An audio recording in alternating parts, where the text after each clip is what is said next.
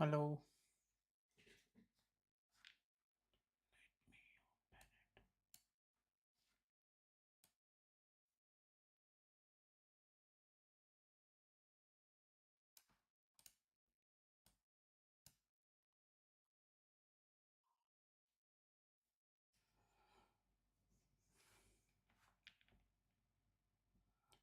Yes, I think I'm live.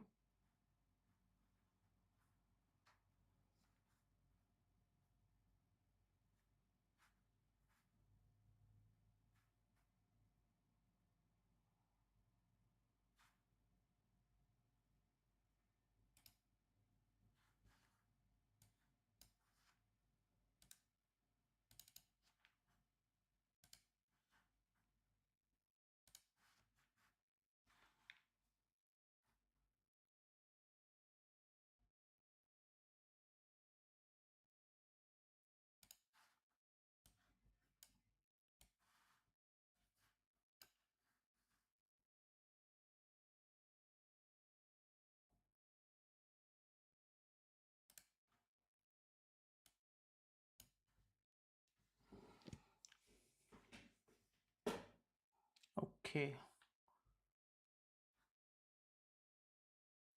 Yes. Hi. Today is day two for our daily discussion of NEET PG questions.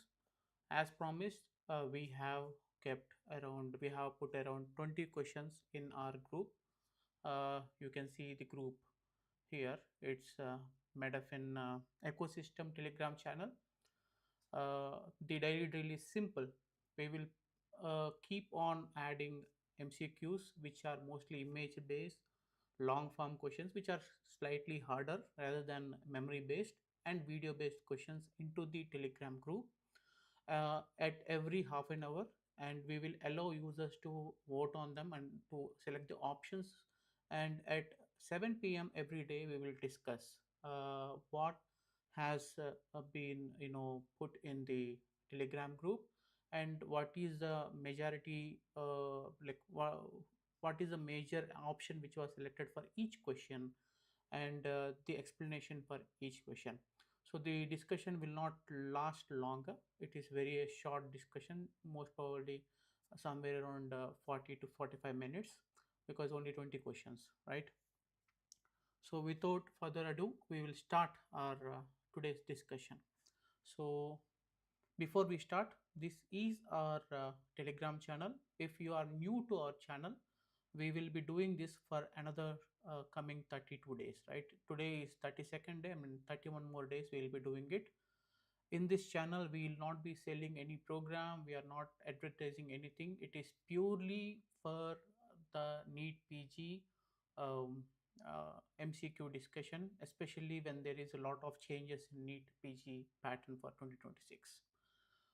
We will also be uh, introducing more video-based questions, and if the crowd is, I mean, if more number of people are asking, we may give some free video-based questions,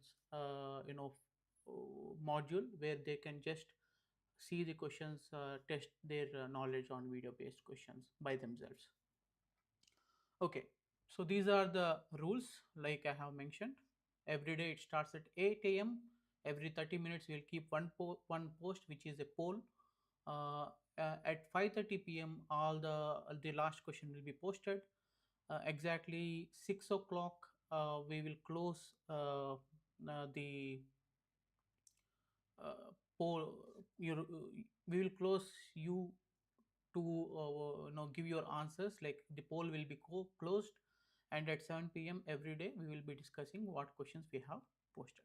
Okay, so let's start with our first question today.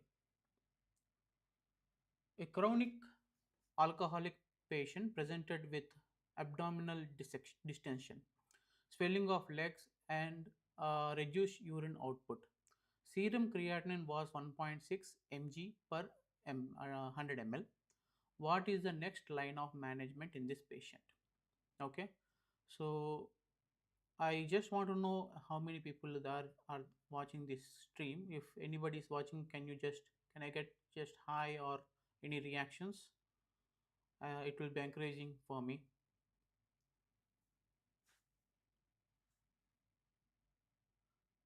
Hello, anybody's watching?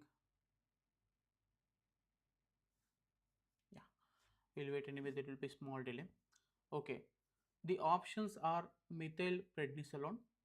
The second option is heparin. Third option is torsemide, and fourth option is octreotide plus albumin.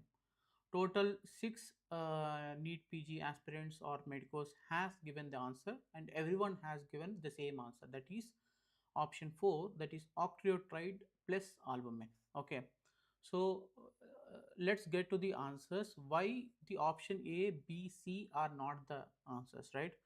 Methylprednisolone is a steroid, right, which can actually increase serum creatinine more, and it is also it is like mostly used in autoimmune diseases or any conditions which requires decrease in inflammation, right? So, and if you give more methylprednisolone, the serum creatinine can it is not counter it will not act in a proper way, right? The second option, that is heparin. Heparin is an anticoagulant, okay, which is commonly used in prevention of blood clotting, okay, and this is actually like swelling of both legs and reduced urine output. So heparin is not the answer here. And torsemide, obviously, it's a loop diuretic which can be used for fluid retention management, but which is caused by hepatic or renal failure. Uh, this is actually a case of decompensated alcoholic liver disease, because the patient is a chronic alcoholic with abdominal distension. So there is ascites, right? And in these cases, the correct treatment of choice is octreotide plus albumin, because albumin, so most probably patient may be losing albumin into the peritoneum, leading to decreased albumin and increased swelling of decreased oncotic pressure. So the correct answer is octreotide plus albumin, because it will increase the albumin content in albumin levels in the blood, thereby reducing the uh, fluid which is going out into the abdominal cavity. So that's the mechanism it works. Yeah, let's go to the second question. Okay, yeah, this is the second question. This is an image based question. You can see there is an block which is being given at the particular area, like this is the area, right? So the block shown in the diagram is going to affect all of the following nerves except. So like we discussed yesterday, so always read the question fully, understand it, wait for 1 or 2 seconds, then answer. There is no requirement to be hurry, because we will see the block shown in the diagram is going to affect all the following nerves. If we forgot to see the except, like we will immediately see the first option and we'll keep it. Okay.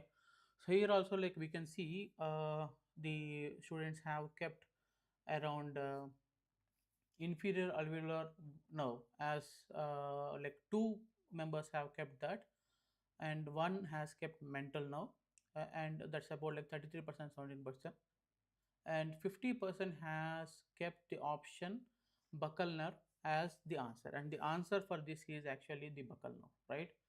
If you give block at this region, it will automatically block lingual nerve, mental nerve, and inferior alveolar nerve, right?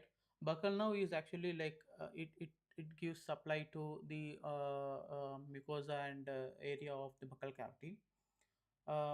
So it will not, this blockage will not, this nerve block will not affect the buccal nerve.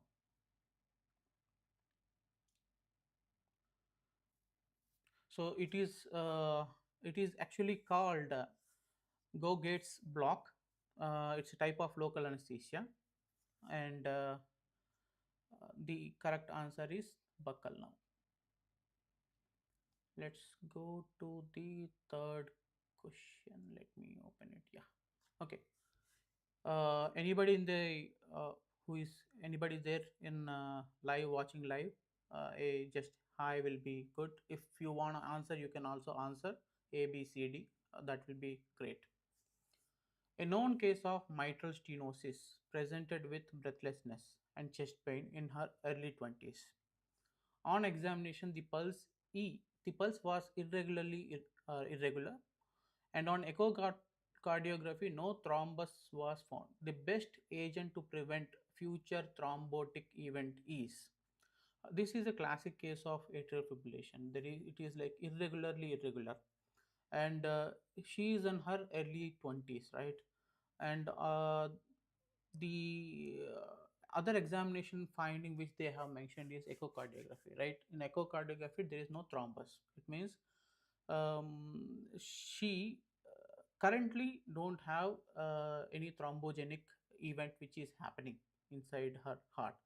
But we all know that if the heart is beating irregular, the chances of blood being you know the stasis of blood will be more, and the chances of thrombogenic events will be more. And one of the side effects of atrial fibrillation is formation of thrombus, and the thrombus actually getting dislodged and traveling through arteries to brain, causing stroke. And also, like, in if it is traveling to other areas, it will cause embolism. Hi Archu, thank you. uh, so the answer, the patients who are actually these atrial fibrillation patients will be kept on oral warfarin just to prevent them from getting you know uh, these thromboembolic phenomena. Okay, so the students have kept, I mean, NEET PG aspirants have like answered this. Out of four, three answered oral warfarin and one has answered aspirin clopidogrel. So the correct answer is actually sorry. The correct answer is actually oral warfarin. Okay, so this is a case of like I said, atrial fibrillation, and also like she also has uh, a history of mitral stenosis also. Yeah, because young age, and also uh, in her early 20s. Yeah, let's go to the next question. Okay, this is an image based question. Just see the x-ray. You can see leads connected, and this is fundus gas, diaphragm. An adult tested with HIV positive presented with fever for 3 weeks, dry cough, and significant weight loss. His chest x-ray is given below. What is the most likely diagnosis? Okay, so he is an HIV positive patient. So HIV positive patient, he is severely immunocompromised. Let's see what options we have. We have Staphylococcus pneumonia, we have pneumococcal pneumonia, tuberculosis, and pneumocystis jirovecii pneumonia. Okay, so we all know that all these possibilities can be a like all these infections can be a possibility, right? But the pneumocystis jirovecii can actually clinically manifest with progressive dyspnea, fever, and dry cough. If you see, we have a patient with dry cough and significant weight loss, right? And fever for 3 weeks. So, uh, the typical chest X-ray findings will be usually bilateral interstitial infiltrates rather than lobular pneumonia or apical pneumonia in the patches in the apex. It is mostly kind of interstitial lung disease kind of a picture, right? So a patient with interstitial lung disease kind of a picture with fever, with dry cough, and also significant weight loss with HIV, with and a positive HIV, the suspicion should go towards pneumocystis Girovesi pneumonia, right? So this is the next question. We will go to like, do you have I mean, almost four persons has answered this, and four has given the same answer, pneumocystis cerevisiae. Anybody in the online has any different opinion regarding this, they can put their comment. Yeah, let's go to the fourth case. Okay, a male child was brought by parents with complaints of developmental delay, recurrent chest infections, and worsening body pains. His serum PTH was normal, calcium was normal, and phosphate was low.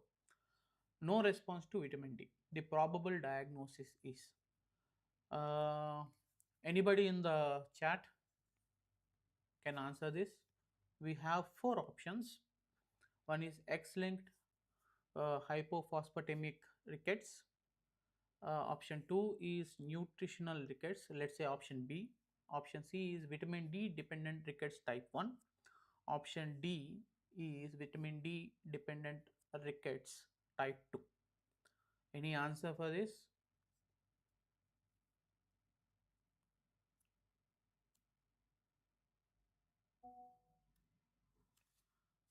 I'm getting answers in WhatsApp actually. That's good. Anybody can give answers in the chat if anybody is there. That will be encouraging. If no, let's go to the answer. The answer is X-linked hypophosphatemic rickets. Okay, this is actually a disorder which is X-linked disorder. Defective renal tubular absorption is most likely the cause of hypophosphatemic rickets. The differentiating factor is the phosphate level is low. Okay, and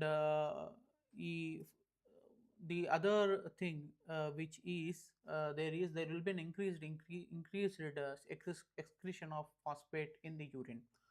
So fractional excretion of phosphate is used as a diagnosis, like the low values of tubular uh,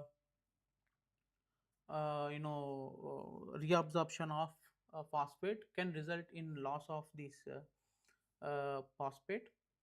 And like I said, he's not responding to vitamin D, so it's not usually with nutritional rickets will respond to vitamin D.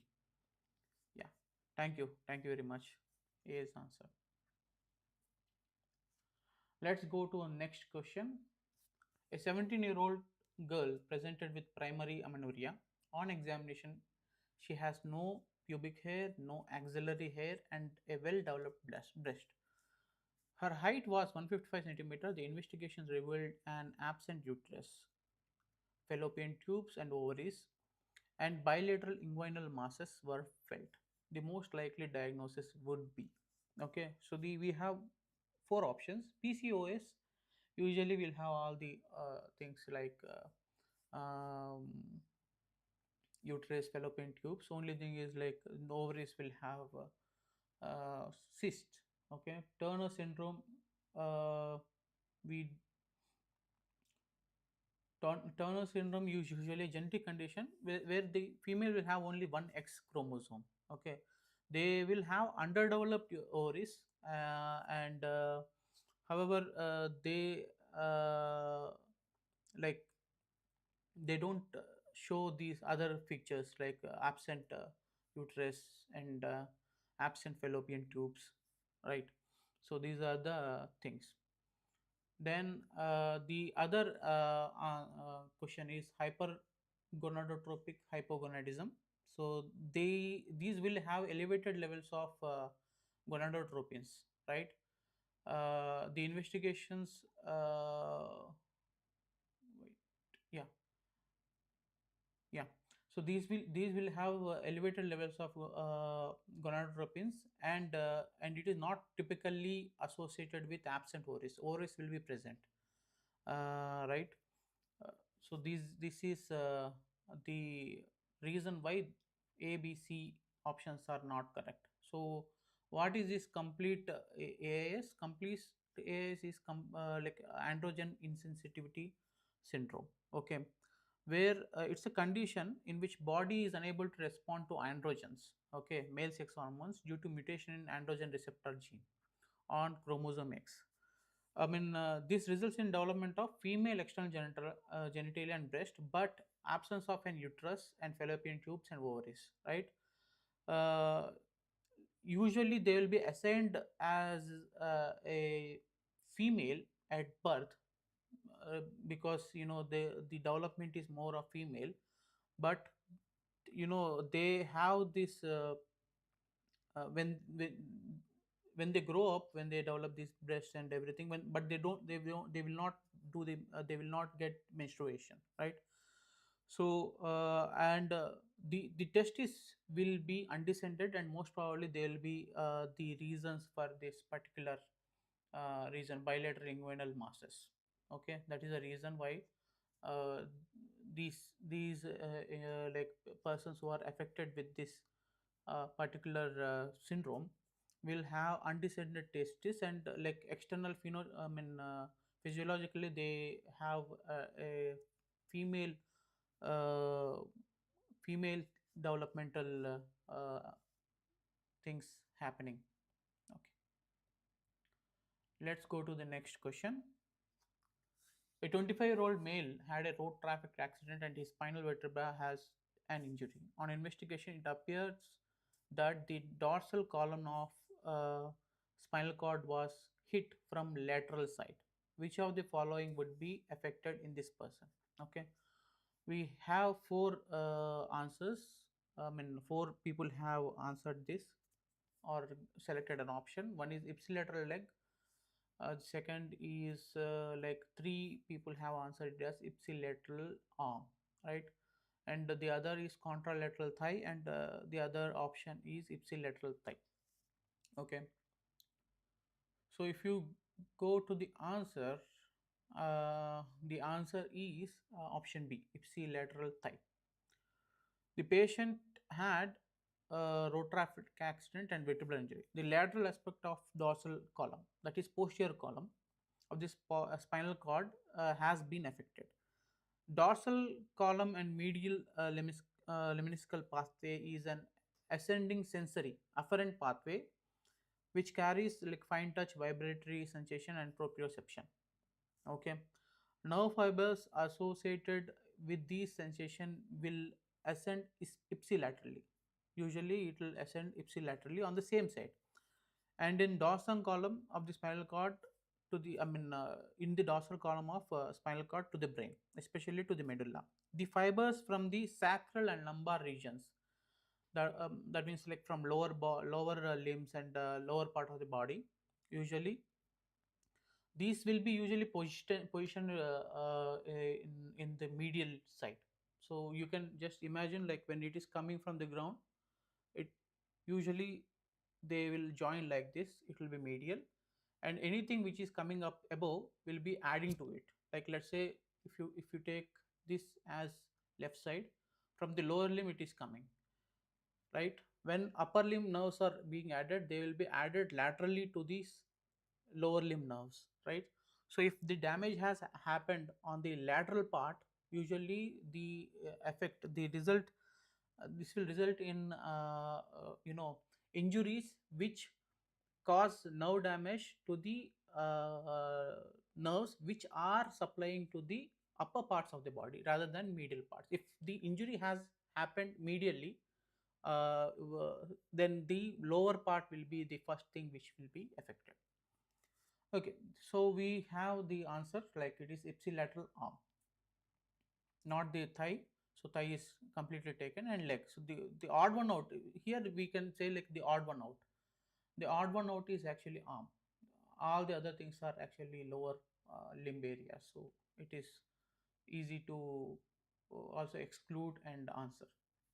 Okay, so anybody there in online can say hi, can give some reactions, that will be encouraging. Coming to the next question, it's a text based question. So during atrial distension, right atrial, so during right atrial distension, the reflex responsible for tachycardia is, so we have options, right? One is J reflex, number two is Cushing's reflex, number three is a brain bridge reflex, and number four is Bizold Jarvis reflex. Okay, so this is a memory based question, and the answer is brain bridge reflex. Okay, brain bridge reflex regulates heart rate in response to venous return to the heart.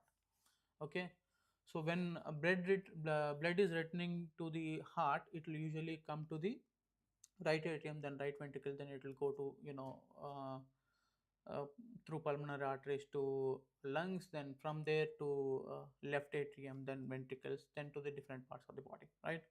So when venous return is increased to the heart, uh, it increases it increases stretching of the receptors which are present in the right atrium. Okay, when these things get activated, it will result in the tachycardia.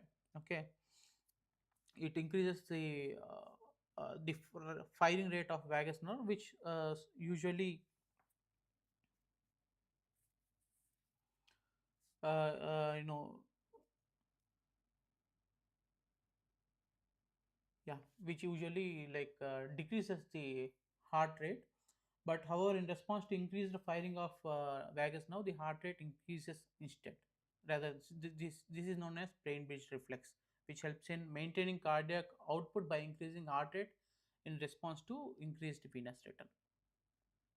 The other options are like J reflex. J reflex is also known as carotid sinus reflex. It is a reflex that regulates blood pressure and responds to changes in stretch of carotid sinus, which is actually in the neck. When blood pressure increases, the baroreceptors in carotid sinus stretch, which results in increase in firing rate of sensory nerves. This increases filling rates, leading to reflex response that decreases sympathetic activity and increases parasympathetic activity, obviously resulting in reducing heart rate. So that is the answer. Number four is the image based question, right? We have uh, a 25-year-old male came to the OPD with chronic knee pain for the past 4 months with no history of trauma. The X-ray of the knee has been depicted below, like above. The most probable diagnosis and the management of this patient would, would be. We have four answers. Everybody has given answer as bipartite patella. So we just need to do the opposite limb X-ray according to the treatment site.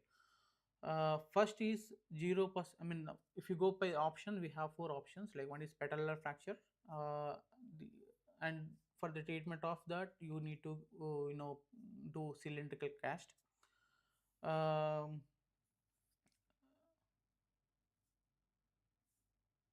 then there is comminuted patellar fracture, but obviously we have uh, we there is no history of trauma, right? If there is no history of trauma, then it should not be mm, fracture unless he has some other genetic predisposition. So this can be a normal thing. So and the bipartite patella is one of the conditions which can result in similar kind of picture, and X-ray will be showing as if the patella is fractured, but obviously it's not actually patellar fracture, rather than two separate bones, which is for which are part of the same kneecap. Okay, So if you check the other X-ray, obviously you will find the similar pattern, and you can say, okay, it's actually congenital.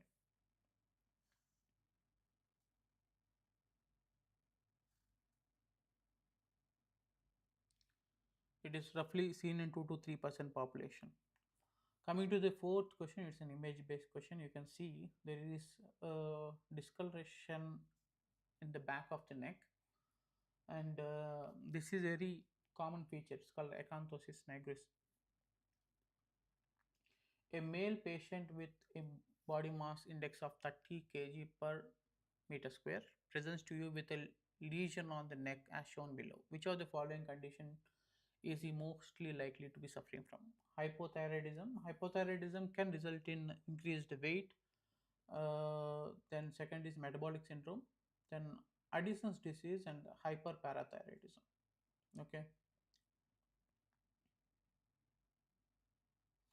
uh, this is part of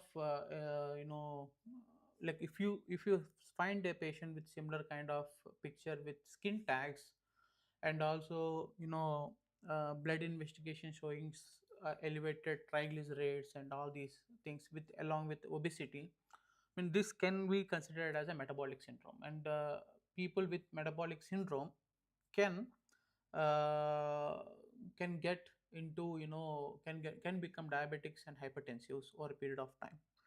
I mean recent studies have been shown, or recent studies have been shown that like people who reduce weight can actually reverse this metabolic syndrome quite a bit. I mean, they can become normal, euglycemic, and their when they reduce the body weight, these markings will also sometimes come down. Okay, coming to the next question, again an image-based question. Can I get a hi or a reaction from the chat if somebody is watching? Yeah, this is a image of eye. A 35-year-old man is diagnosed with rheumatoid arthritis with associated complication as shown in the image. If you see there is some discoloration in the sclera, conjunctival area. So and he's in this is one more thing, like he is a known case of rheumatoid arthritis. Okay, so he has already they have already given a clue. Okay. uh, So what is the diagnosis? We have options: scleromalacia perforans, ciliary staphyloма, coloboma, and fourth option is malignant melanoma. So malignant melanoma, coloboma, ciliary staphyloma cannot be the reason, because they have given a clue that he has rheumatoid arthritis already. The most it's actually necrotizing scleritis without inflammation, where patient there will be no signs of inflammation, and it occurs in autoimmune conditions. And rheumatoid arthritis already it's an autoimmune conditions, that is scleromalacia per- perforans. Coming to the next question, the next question is also an image based question. Which of the following is true regarding post-mortem change shown in the image given below? Uh, we also like it is also like given four options, and the four people have selected the same answer, right? If you see there is lot of markings similar to lightning appearance. This is the options are seen within 24 hours of death.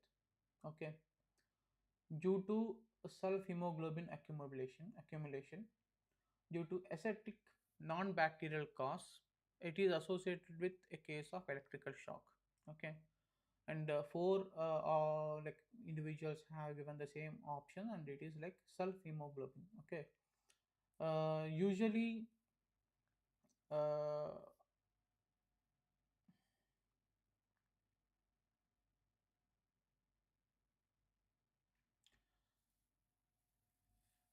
it's the thing which is shown here, it is called actually marbling.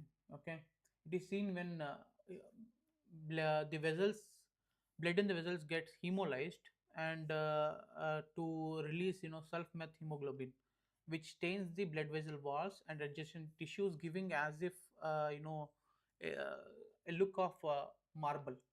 Okay, that's the reason why the postmortem changes are appearing like this. And usually they'll come they will become more prominent at 36 to 48 hours rather than at the beginning of 24 hours. It starts at 24 hours but becomes prominent at 36 to 48 hours. We have question number 4. An young child presented, the other question, coming to the next question. An young child presented with an history of rashes around the eyes and the mouth. Mother complained of impaired night vision in the child and also complained that child fell down last month and the wound healing was not proper. Which of the following would be deficient?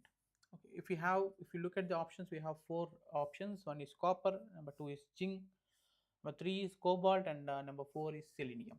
Okay, so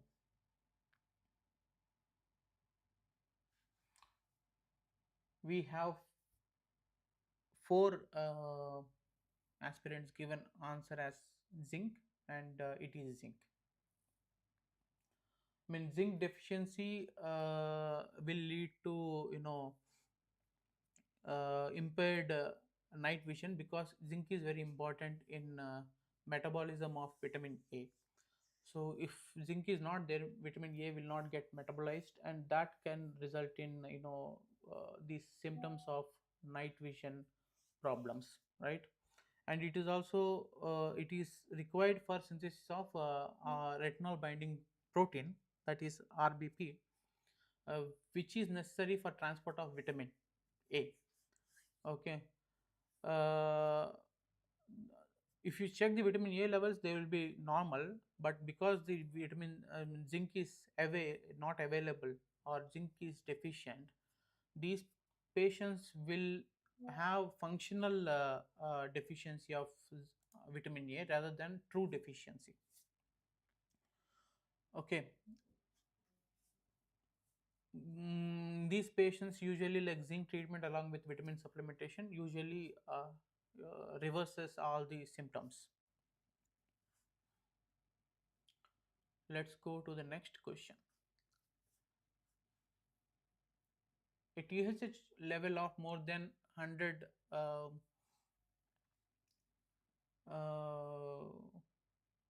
units per liter was detected in 10-day-old unit. Okay. The next best investigation is, we have four options, that is, one is urine iodine excretion, number two is radio tracer uptake with technetium, number three is serum thyroid receptor antibody, number four is perchlorate secretion test. Okay, so we have we have got four answers. Persons have given their answers, out of which three have given that it is the radio tracer uptake with technetium. Okay, so the answer is actually B. Let's go to the next question.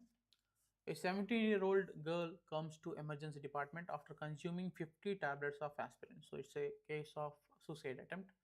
What should be the next best step in the management of the patient? Okay, we have four options. Option A is glucagon to control bradycardia and hypoglycemia. We have the other options, that is give sodium bicarbonate to alkalize urine. Number three is N-acetylcysteine to replenish glutathione stores, and number four is pralidoxime. Okay, so what they have asked is, what is the next best step in the management of this patient? Okay,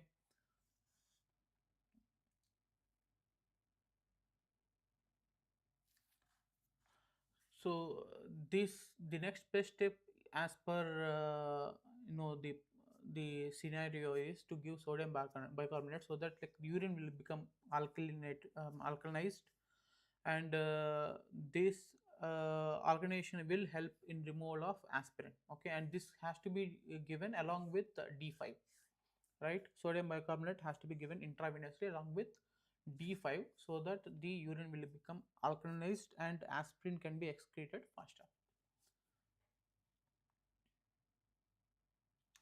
Glucagon is actually given in beta blocker poisoning, and N-acetylcysteine obviously it is like given in paracetamol poisoning, and pralidoxime is given for organophosphate poisoning rather than aspirin. Okay, coming to the next question. Yeah, so if you are following or if you are seeing now or maybe after some time, this is our uh, Telegram channel. We will be posting questions daily till the NEET. There will be no selling, no advertisement. We will be posting around 20 to 30 questions. All are kind of moderate to hard questions, image based questions, and video based questions. So please join our Telegram so that you will be like you can attempt these questions by yourself. And we have seen the subscriber counts increased from yesterday, and we are expecting to give more you know perks to the subscribers so that they will get benefit in these coming 32 days. So please scan this QR code to join our platform, or let me also share if you are here already.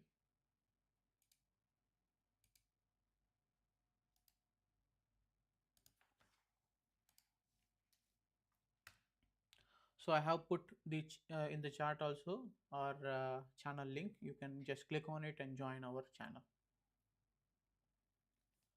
Okay, okay. Let's go to the question again. A circumflex artery bypass was performed on a patient with known case of atherosclerosis. Stent placement was successful. He was already taking lisinopril, verapamil, and metoprolol. Now, which drug should be added?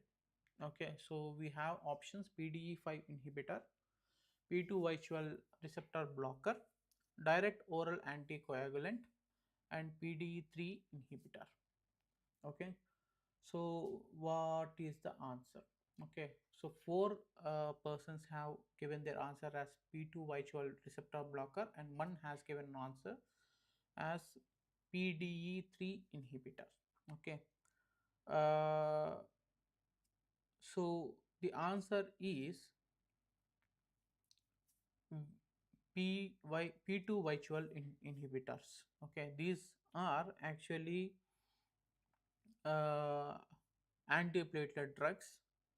Okay, like clopidogrel, prasugrel, or ticagrelor, which has to be given to this patient who has undergone, the PCA, primary PCA, along with the other drugs which are already mentioned, that is lisinopril, verapamil, and metoprolol. Okay, and these patients usually like will be they tend to take for longer times.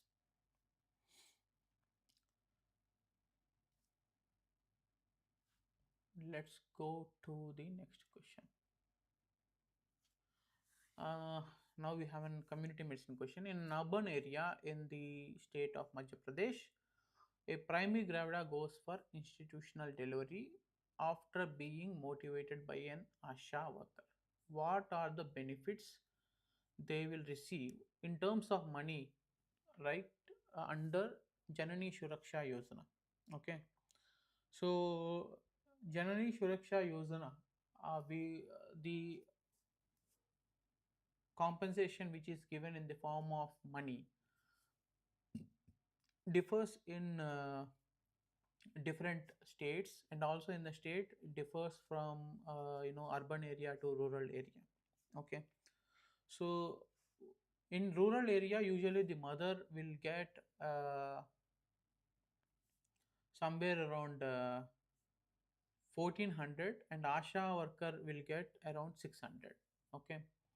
In low performing states, like, so if you have states like low performing and high performing, okay, and high performing states are where the institutional deliveries are very good, going good, and low performing states are where usually the deliveries are not the performance is comparatively less, right? So to counteract that, they started giving this incentives under Janani Suraksha Yojana. So low performing states, in rural area, they will get, mothers will get 1400, and asha worker will get 600. In urban area, mother will get 1000 and asha worker will get 400. In high performing state, like mother will get 700 in rural area, and in urban area the mother will get 600. Asha worker will get around 600 in rural and 400 in urban area, because already the states are performing high and they are already motivated to go for institutional delivery rather than home deliveries. Okay, coming to the next question. A daily wage laborer working in hot weather collapsed with loss of consciousness and brought to hospital, and the attending doctor measured his body temperature to be 106. Okay, which of the following is least likely to be present in the patient? Okay, so it's a clear case of heat stroke, and patient is already in unconscious state.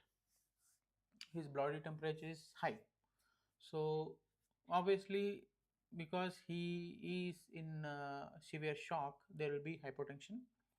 Then there will be tachycardia, because to compensate that, and tachypnea, because already, like, it's all compensatory changes, right? Sweating will not be there. The reason being, body shuts down sweating to reduce further loss of fluid. Okay, so the correct answer in this is actually sweating. Except the sweating, all the other signs and symptoms will be present in heat stroke patients. Okay, coming to the next question, it is an image based question.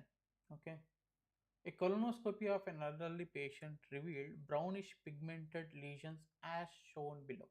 Okay, he is admitted to uh, chronic. He admitted to chronic laxative abuse. Which of the following laxative is most likely to cause this condition? Okay, we have four answers. One is bran actually. The second option is psyllium. Third option is senna, and fourth option is methyl cellulose. If you see, four students have given their answer as option C. Hi Preeti. Uh, four students have given their options as C. So this condition is actually called melanosis coli. Okay, it's a benign condition which is caused by chronic laxative use. Okay, particularly like stimulants like senna. Senna is the stimulant laxative.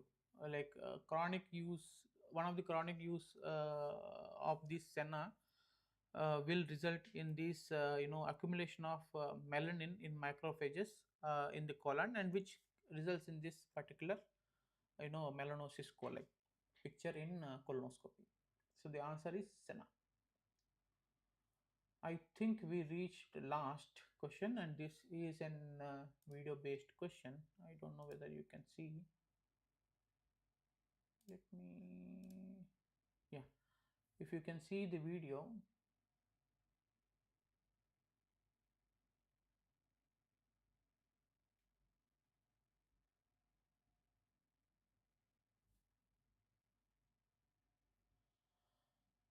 Okay, I will read the question out because I don't think it will be visible to you in the screen.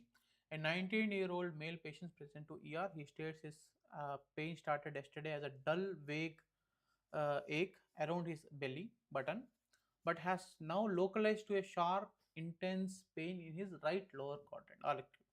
A clinical video demonstrates physician pressing deeply in the RLQ, one third of the distance from anterior superior iliac spine to the umbilicus. Okay, if you measure the distance between anterior superior iliac spine and the umbilicus, he is pressing nearer to anterior superior iliac spine.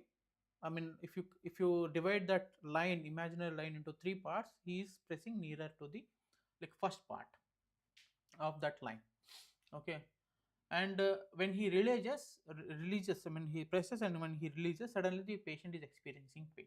Okay, and this is actually called Bloomberg sign.